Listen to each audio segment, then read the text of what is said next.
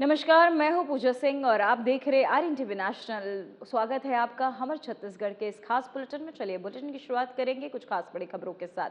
रायपुर स्थित मंत्रालय महानदी भवन में मुख्यमंत्री विष्णुदेव साय की अध्यक्षता में आज कैबिनेट बैठक आयोजित की गई। इस महत्वपूर्ण बैठक में राज्य के विकास, प्रशासनिक फैसलों और जनहित से जुड़े कई अहम प्रस्तावों पर चर्चाएं हुई। बैठक में विभागीय योजनाओं की प्रगति की समीक्षा की गई और आने वाले समय में विकास कार्यों को गति देने के लिए रणनीति पर विचार किया गया। मुख्यमंत्री ने अधिकारियों को निर्देश दिए कि सभी योजनाओं का लाभ समय पर जनता तक पहुंचे और किसी भी स्तर पर लापरवाही ना हो। कैबिनेट बैठक को राज्य के आगामी निर्णयों और नीतियों के लिहाज से बेहद अहम माना जा रहा है।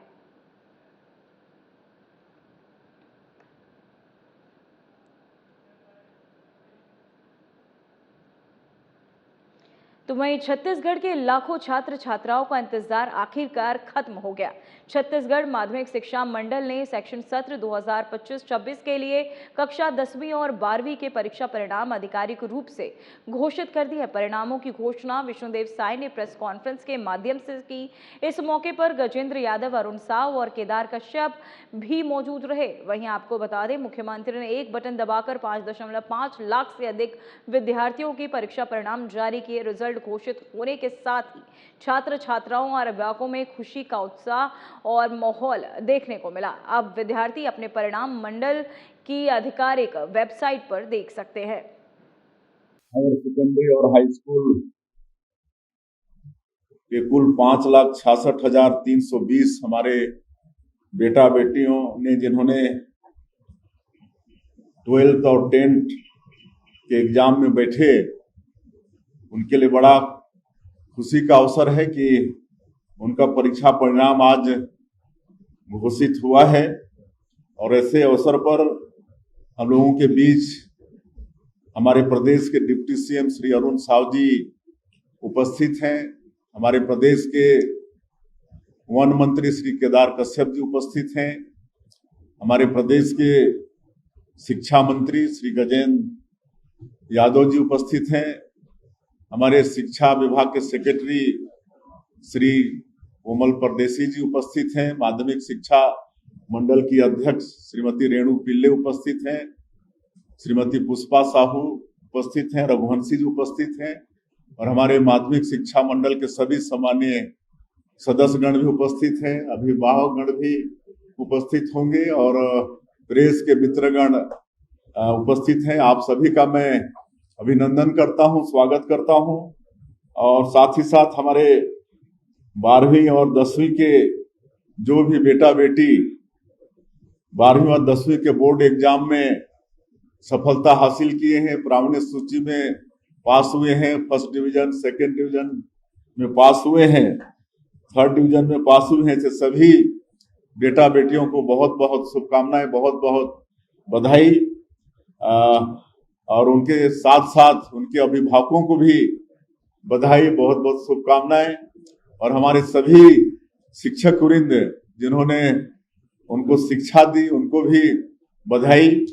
और साथ ही साथ परीक्षा को सफलतापूर्वक संपन्न कराने के लिए माध्यमिक शिक्षा मंडल को भी बहुत बहुत धन्यवाद। निश्चित रूप से हमारे शिक्षा मंत्री जी बता रहे थे कि पिछले वर्षों से इस साल ज्यादा अच्छा रिजल्ट आया है।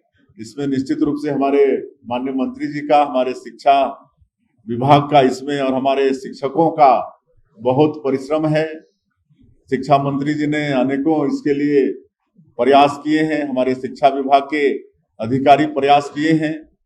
हमको बता रहे थे शिक्षा मंत्री की हमारे जो प्राचार्य हैं उनका संभागीय स्तर पर बैठक करके पढ़ाई का स्तर बढ़े, रिजल्ट अच्छा है, इसके लिए उन्होंने प्रयास किया है। हम लोग पिछले 3 साल से पहली बार पीटीएम भी करते हैं।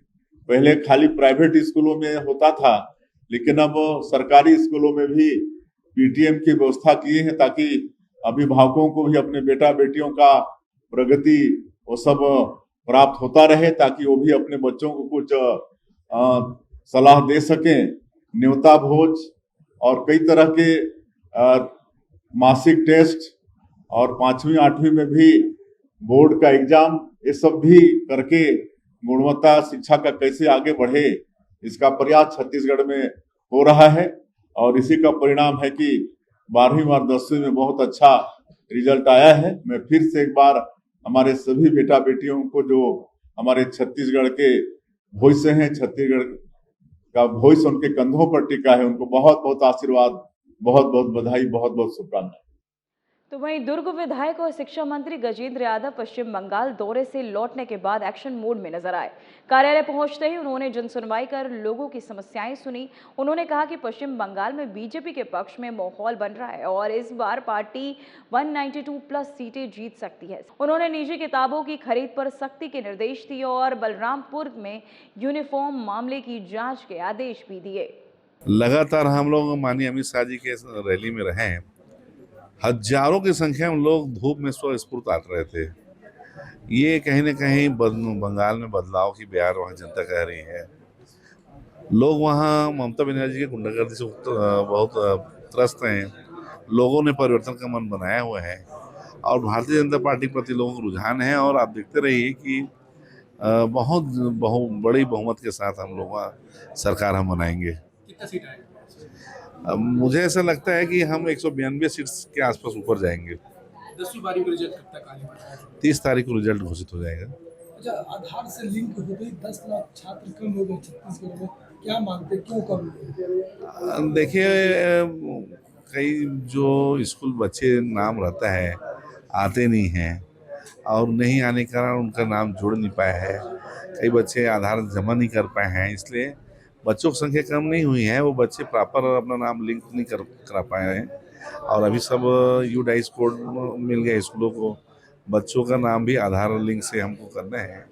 और जहाँ जहाँ कमी आई है, ज़्यादातर ऐसा देखा जा रहा है कि बहुत से स्कूल के लोग, कई क्षेत्र के लोग नहीं कर पा रहे हैं। अभी बहुत प्राथमिकता हम उनको लेंगे। सबका ऑनलाइन पंजीकृत होने से वो वास्तविक नंबर आ जाएगा। और लोग आधार नहीं दे पाए हैं और कुछ न कुछ कारण से नहीं जुड़ पाए हैं, उसको अपन देख रहे हैं, चिंता कर रहे हैं और आने वाले समय में सबका नाम जुड़वा देंगे। कई घोटाला भी नजर आ रहा है क्या गुरु सरकार के, इसको लेकर यूनिफॉर्म या किताबों को में बीच में गड़बड़ी हो सकती है? अब देखिए, अब पिछली सरकार में क्या है वो तो जांच के बाद पता चलेगा, लेकिन कोई गड़बड़ी होगी तो जरूर उसे परीक्षण कराएंगे।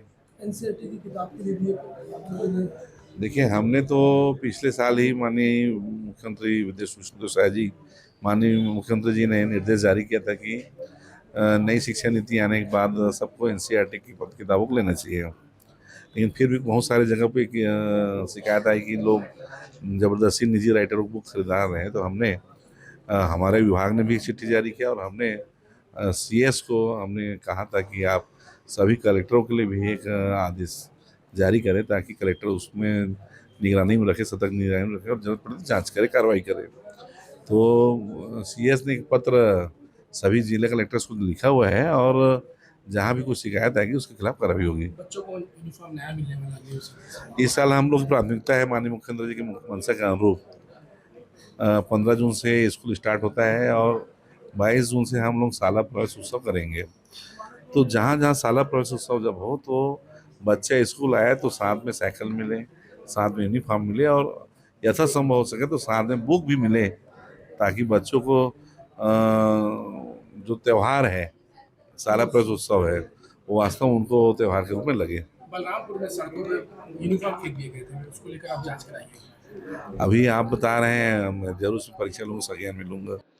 तो वहीं कोरबा में सजग कोरबा सतर्क कोरबा अभियान के तहत बालको थाना क्षेत्र में मैत्री हेल्पलाइन पर जागरूकता कार्यशाला आयोजित की गई। इस कार्यक्रम में स्थानीय नागरिक, जनप्रतिनिधि और पुलिस स्टाफ शामिल हुए। कार्यशाला में लोगों को हेल्पलाइन के सही उपयोग, महिला सुरक्षा, साइबर अपराध से बचाव और किसी भी संदिग्ध गतिविधि की तुरंत पुलिस को सूचना देने के बारे में जानकारियां दी गई। पुलिस अधिकारियों ने नागरिकों से सतर्क रहने और जरूरत पड़ने पर हेल्पलाइन का उपयोग करने की अपील की। इस अभियान का उद्देश्य लोगों में सुरक्षा के प्रति जागरूकता बढ़ाना है।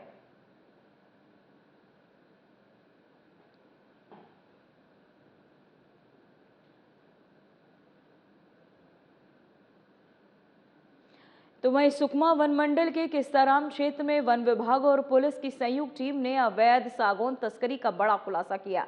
मुखबिर की सूचना पर सिंदूरगुड़ा पंचायत में चल रही एक अवैध आरा मशीन पर छापा मारकर भारी मात्रा में सागौन लकड़ी जब्त की गई।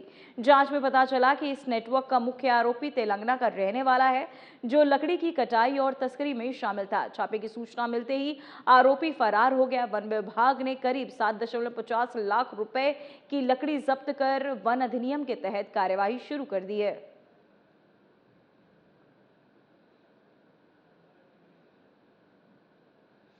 तो वहीं छत्तीसगढ़ शासन के खाद्य एवं औषधि प्रशासन विभाग द्वारा सही दवा शुद्ध आहार यही छत्तीसगढ़ का आधार अभियान के तहत जिले में 27 अप्रैल से 11 मई 2024 तक विशेष जांच अभियान चलाया जा रहा है। इस अभियान का उद्देश्य नागरिकों को सुरक्षित और गुणवत्ता युक्त खाद्य एवं औषधि उपलब्ध कराना है। कलेक्टर लीना कमलेश मंडावी के निर्देश पर खाद्य एवं औषधि प्रशासन, राजस्व और पुलिस विभाग की संयुक्त टीम गठित की गई। टीम ने विभिन्न खाद्य दुकानों का निरीक्षण कर विक्रेताओं को साफ सफाई बनाए रखने के निर्देश दिए। जिन विक्रेताओं के पास खाद्य पंजीयन नहीं था, उन्हें पंजीयन कराने के लिए कहा गया। साथ ही आइसक्रीम, गन्ना रस और चाट मटर के नमूने जांच के लिए रायपुर भी भेजे गए।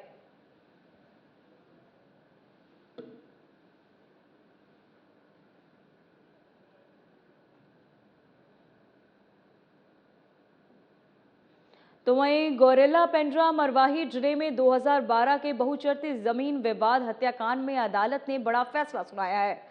वहीं पेंड्रा रोड स्थित द्वितीय अपर सत्र न्यायाधीश ज्योति अग्रवाल की अदालत ने मुख्य आरोपी मीराबाई को आजीवन कारावास की सजा दी है।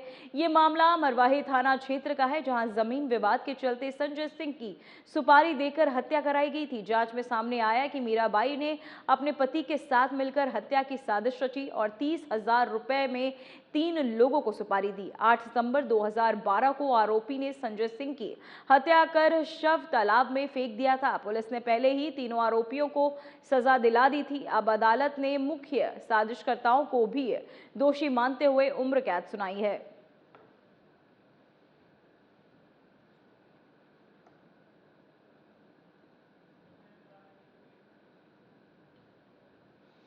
तो वहीं महासमुंद में शिक्षा विभाग के प्रभारी जिला शिक्षा अधिकारी विजय कुमार लहरे को गंभीर आरोपों के चलते तत्काल निलंबित कर दिया गया है। उन पर परीक्षा प्रश्न पत्र के लापरवाही, विभागीय कार्यों में अनियमितता और वित्तीय गड़बड़ी के आरोप लगे हैं। बता दें कि मामला 8 जनवरी का है, जब चौथी कक्षा में के अंग्रेजी प्रश्न पत्र में एक आपत्तिजनक सवाल सामने आया था, जिससे विवाद और नाराजगी फैली। जांच में पाया गया कि प्रश्न पत्र तैयार करने और वितरण की जिम्मेदारी उनकी थी, लेकिन प्रक्रिया में गंभीर चूक हुई। साथ ही हाईकोर्ट से जुड़े मामलों में देरी और ऑडिट में अनियमितताएं भी सामने आई। सरकार ने इसे गंभीर मानते हुए निलंबन आदेश जारी किया और नए अधिकारी को अतिरिक्त प्रभार सौंपे गए हैं।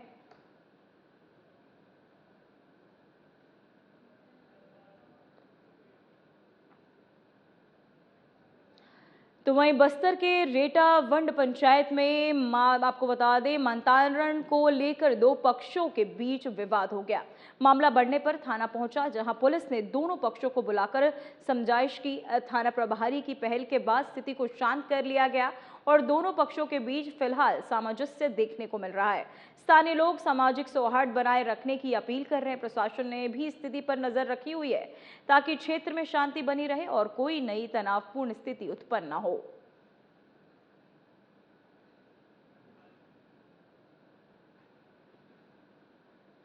तो वहीं सूरजपुर के उमझर गांव में दर्दनाक हादसे में एक अधेड़ व्यक्ति की आग में जलकर मौत हो गई। घटना मोहर सौप चौकी क्षेत्र की है, जहां घर में अचानक आग लग गई। बताया जा रहा है कि घर में रखे पैरावट में आग भड़कने से अंदर मौजूद ईश्वर उसकी चपेट में आ गए और जिंदा जलने से उनकी मौके पर ही मौत हो गई। आग इतनी तेजी से फैली कि उन्हें बचने का मौका भी नहीं मिल सका। घटना की सूचना मिलते ही पुलिस मौके पर पहुंची और जांच शुरू कर दी गई है। फिलहाल आग लगने के कारणों का पता नहीं चल पाया है। इस दर्दनाक घटना के बाद गांव में शोक का माहौल है और पुलिस मामले की हर पहलू से जांच कर रही है।